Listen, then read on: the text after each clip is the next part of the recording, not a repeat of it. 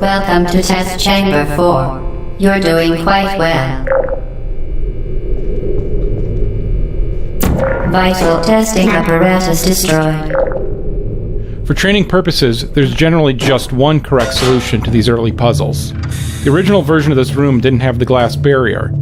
Playtesters would often stand on the button to open the door and then shoot a blue portal through the opening, bypassing the box entirely. Since this puzzle was meant to illustrate the relationship between boxes and buttons, that solution, while clever, was a failure. So we added the glass barrier to prevent it. Later in the game, however, the puzzles become more open-ended. Integrating portals with Source Engine's physics system was a complex process that required several iterations to achieve the right balance of performance and correctness. Because portals can be placed virtually anywhere in the game's environment, the physics system had to be modified to allow dynamic changes to its representation of colliding geometry, such as the walls and floor around this box, and any objects which may lie on the opposite side of the portal. Initial implementations of this dynamic collision generation system could take up to 1/2 of 1 second, or 500 milliseconds, to compute the correct collision. This may not sound like a long time in everyday life, but this pause during the portal creation was quite noticeable in the context of a game. Ultimately, we designed a system that creates temporary hybrid physics environments in bubbles around the portals, using less accurate collision than that produced by Source's standard collision generation, but was accurate enough in practice and reduced the time to create dynamic collision representation from 500 milliseconds to just 10 milliseconds, which is an imperceptible pause during portal creation. Once again, excellent work. As part of our required test protocol, we will not monitor the next test chamber. You will be entirely on your own. Good luck.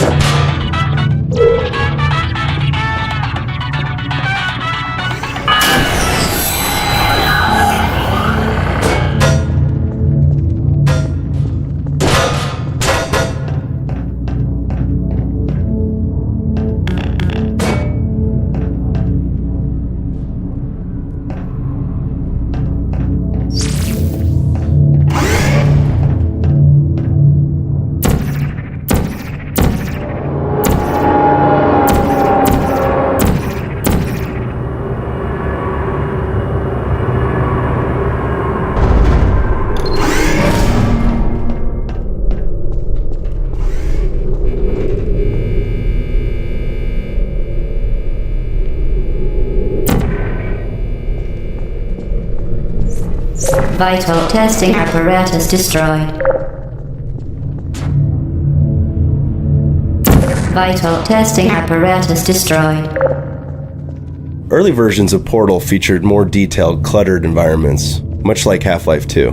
We quickly realized that unnecessary objects scattered all over the place distracted players to the point where it actually interfered with the Portal training process. So we simplified the art style to favor clean, focused test chambers. The modular approach we settled on makes it look plausible that the chambers can reform dynamically on these pistons.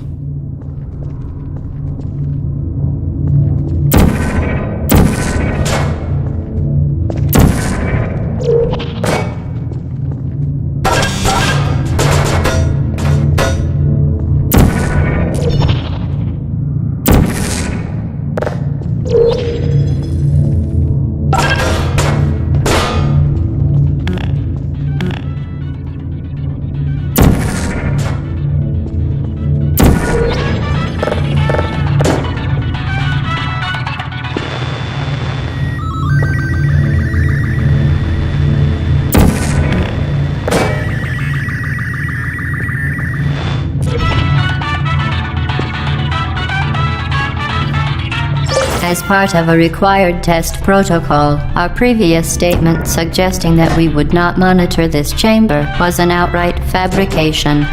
Good job. As part of a required test protocol, we will stop enhancing the truth in 3, 2. Vital testing apparatus destroyed.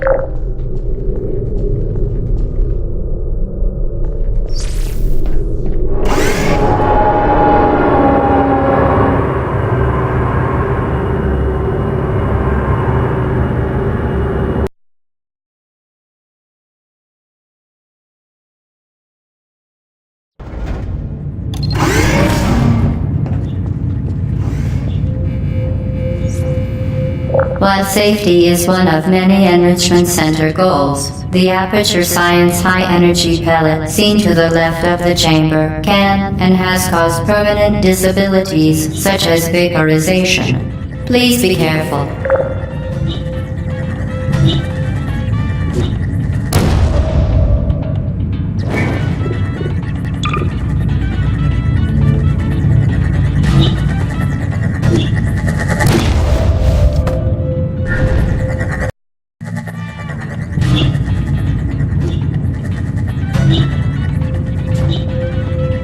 To make puzzles deeper than just teleporting to the exit, we had to include surfaces that won't hold a portal, which are formally introduced here. We experimented with several surface designs before we settled on this one, whose visual noise and reflectivity make it easy to identify at a distance.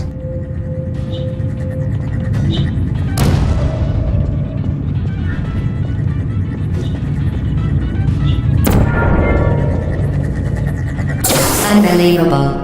You Subject name here. must be the pride of. Subject hometown here.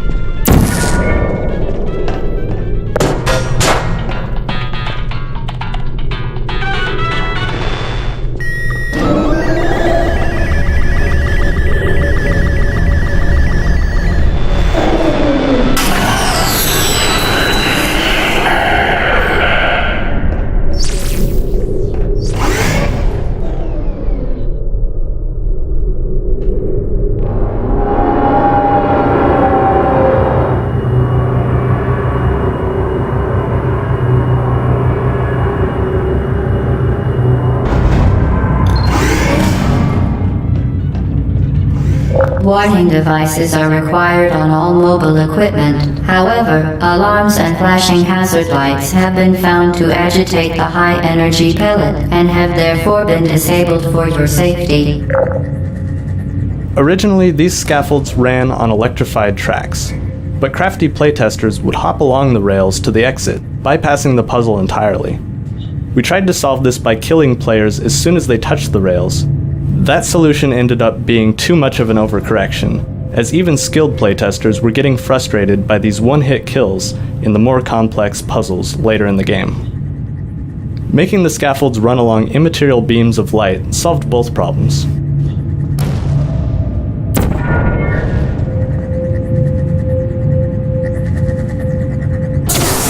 Good. Now use the Aperture Science unstationary scaffold to reach the chamber lock.